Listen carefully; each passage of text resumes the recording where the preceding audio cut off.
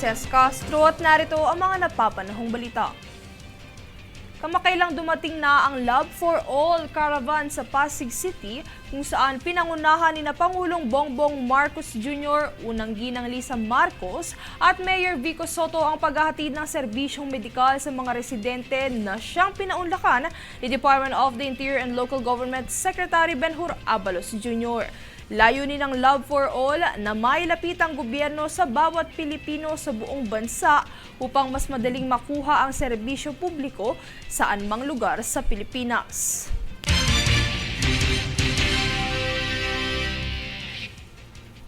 Samantala, patuloy ang libreng serbisyo ng Philippine Red Cross Hemodialysis Center para sa mga pasyente na nangangailangan ng dialysis. Tunghayan ng balitang yan kay Danisa Lopez.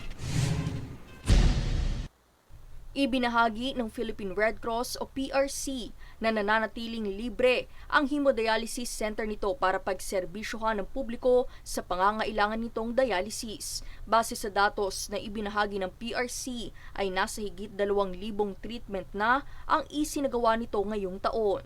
Inaasahan din ng organisasyon ng pagtaas sa bilang ng mga ito bunsod ng leptospirosis at kidney disease. Ito ay matapos maitala ng Department of Health o DOH ang pagtaas sa mga kaso nito bunsod ng sunod-sunod na bagyo at habagat na nararanasan sa bansa kaya't marami ang sumusulong sa baha.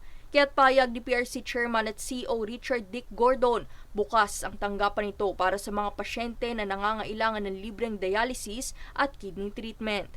Mangyaring tumungo lamang sa Radial 10 Bonifacio Drive, Port Area, Maynila o tumawag sa telepono ng PRC at mag-email para sa karagdagang impormasyon. Danisa Lopez, nag-uulat para sa One Media Network.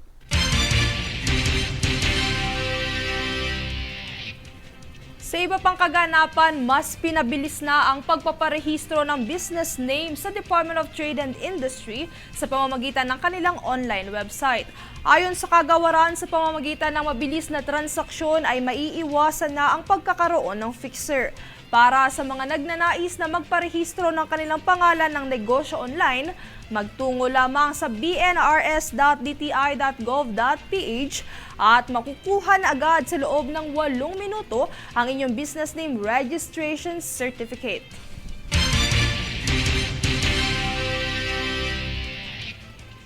Kami ang boses ng pagbabago. Ako si Princess Castro at ito ang News Force. Sa ulo ng mga balita.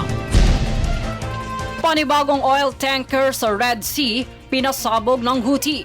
Pinoy crew ligtas sa pag-atake. Parking fees sa NAIA tumaas ngayong buwan.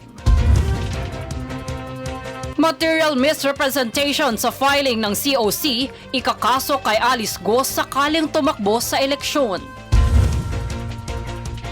Isa sa service providers para sa 2025 elections umatras. DTI mas pinabilis ang pagpaparehistro ng business name sa kanilang website. Philippine men at women's team huwagi sa Asia Rugby Tournament sa Nepal. Patas at pantay na balita. Komprehensibong ulat para sa pulso ng masa. Ito ang News Force.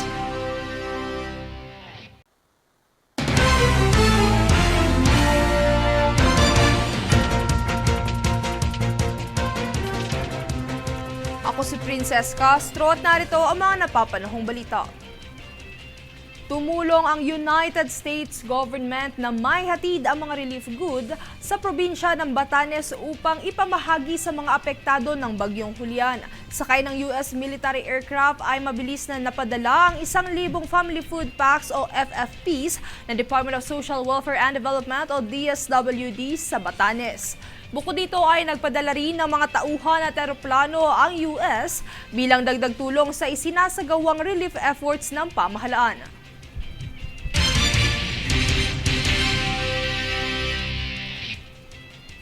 Samantala, kamakailang nasabat ang 2 milyong pisong halaga ng sariwang sibuyas ng Bureau of Customs sa lungsod ng Maynila. Yan ang balitang hatid ni Jade Buhoy.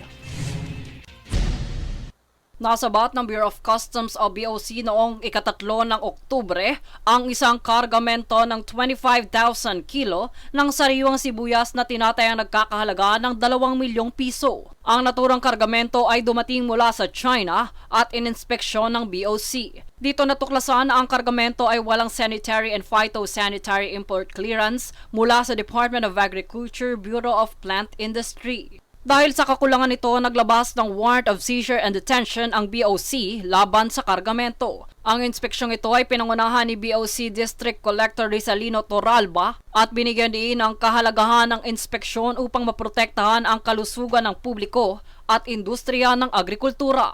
Aniya, ang pagkakasabat ng sibuyas ay patuloy ng kanilang determinasyon na tiyakin ang mga produktong hindi sumusunod sa batas ay hindi makakapasok sa merkado. Pinuri naman ito ni Commissioner Bienvenido Rubio na pagsisikap ng BOC sa paglaban sa smuggling ng agrikultura na nagsasabing mahalaga ang pagpapatupad ng mga regulasyon upang mapanatili ang integridad ng supply ng pagkain sa bansa. Jade Buhoy, nag-uulat para sa One Media Network.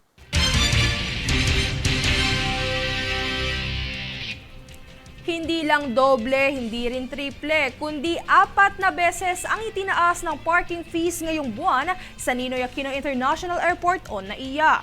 Ito ay alinsunod sa bagong patakaran ng New NAIA Infrastructure Corporation o NNIC kung saan mula sa 300 overnight parking ng mga kotse ay pumalo na sa 1,200 ang parking fees nito. Habang nasa 480 naman sa mga may motorsiklo at 2,400 naman ang overnight parking ng mga bus.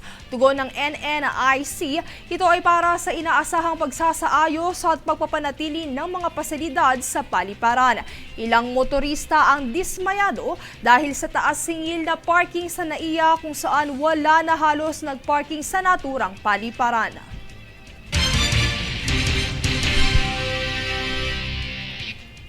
Kami ang boses ng pagbabago. Ako si Princess Castro at ito ang News Force. Sa ulo ng mga balita. Panibagong oil tanker sa Red Sea, pinasabog ng Houthi. Pinoy crew ligtas sa pag-atake. Parking fees sa NAIA tumaas ngayong buwan. Material misrepresentation sa filing ng COC, ikakaso kay Alice Go sakaling tumakbo sa eleksyon. Isa sa service providers para sa 2025 elections umatras. DTI mas pinabilis ang pagpaparehistro ng business name sa kanilang website. Philippine men at women's team huwagi sa Asia Rugby Tournament sa Nepal. Patas at pantay na balita. Komprehensibong ulat para sa pulso ng masa. Ito ang News Force.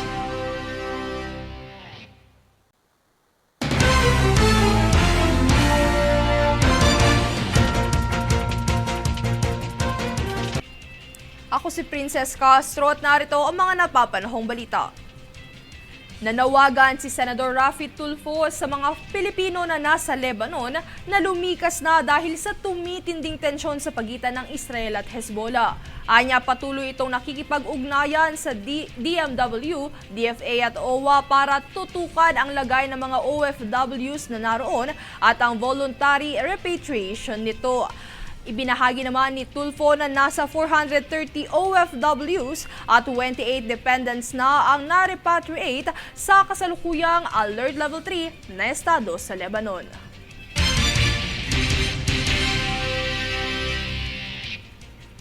Nakapag-uwi na naman ang tropeyo ang Pilipinas matapos magwagi ng parehong dibisyon ng rugby team sa Nepal meet nitong weekend. Narito ang ulat.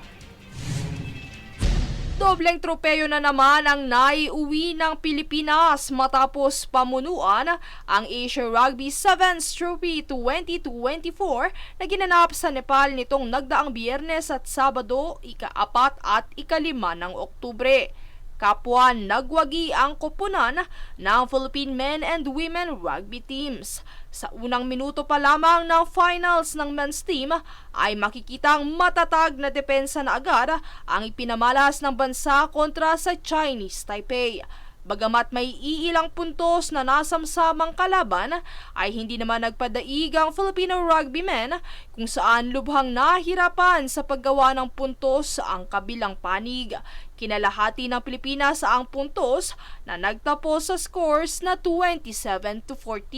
Samantala, sumunod naman na sumalang sa field ang women's team na hindi rin nagpasindak sa India.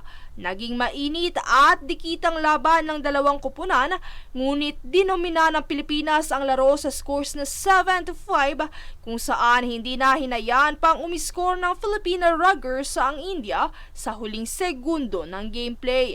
Naging madamdami naman ang tagpo sa awarding ceremony sa pagitan ng men at women's team kung saan hindi napigilang mapaluha ng mga atleta ng kapwa manalo ang parehong koponan ng Pilipinas. Lubos na mga pinasalamatan at ikinarangal ng bansa at mga taga-suporta nila ang makasaysayang pagkapanalong ito ng rugby team.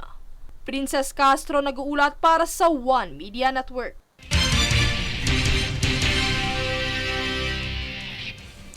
Sa iba pang ulat, material misrepresentation sa paghahain ng Certificate of Candidacy o COC at maling pagdedeklara sa sarili bilang Pilipino. Yan ang mga kasong maaaring idagdag kay dismiss Mambantarlac Mayor Alice Guo sakaling ituloy niya ang planong pagtakbo sa 2025 midterm elections. Kaugnay nito ay binalaan na ni Senate Committee on Women Chairperson Senator Risa Hontiveros si Guo hinggil sa naturang aksyon. Habang hinikayat naman ni Senator Sherwin Gatchalian ang Commission on Elections na agad na ipatupad ang mga kinakailangang legal na hakbang para i-disqualify si Guo mula sa pagtakbo sa isang posisyon sa gobyerno, bunsod na rin ang rekomendasyon ng Law Department na aksyonan ang paglabag ng dating alkalde sa Omnibus Election Code.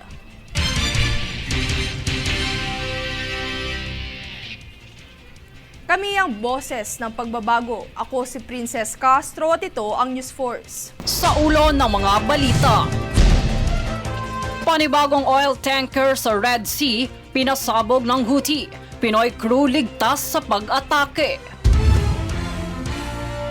Parking fees sa NAIA tumaas ngayong buwan. Material misrepresentation sa filing ng COC, ikakaso kay Alice Guo sakaling tumakbo sa eleksyon. Isa sa service providers para sa 2025 elections umatras. DTI mas pinabilis ang pagpaparehistro ng business name sa kanilang website. Philippine men at women's team huwagi sa Asia Rugby Tournament sa Nepal. Patas at pantay na balita. Komprehensibong ulat para sa pulso ng masa. Ito ang News Force.